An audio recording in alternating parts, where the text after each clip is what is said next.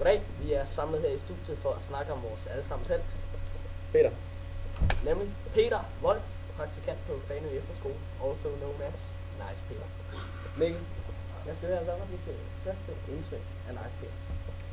Det var, at han var en pålidelig og privat fyr. Pålidelig, siger du? Ja. Hvordan kunne du se det? Jeg ved ikke, om jeg kunne se det, men jeg kunne fornemme det, efter man har snakket med ham i et stykke tid. Det er også rigtigt. Han har sådan en aura rundt om sig. Han bare råber til. Ja. Til jer ser derhjemme, så skal jeg lige orientere jer om, at vi er i gang med et interview om Nice Peter. Mikkel. Ja. Kunne du se Nice Peter som social ven? Altså uden for skolens område?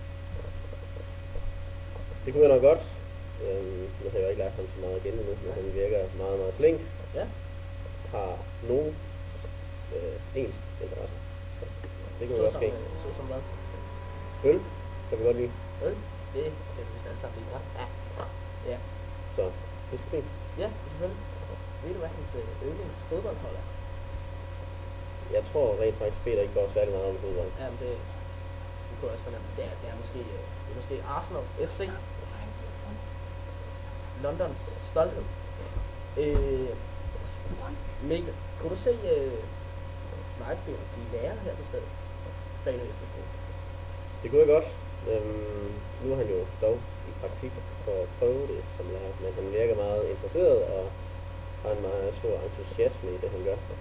Så det tror jeg godt, han kan. Ja. Han har en god kontakt til unge mennesker. Ja, jamen tak. Jamen han virker som en meget fornuftig fyr.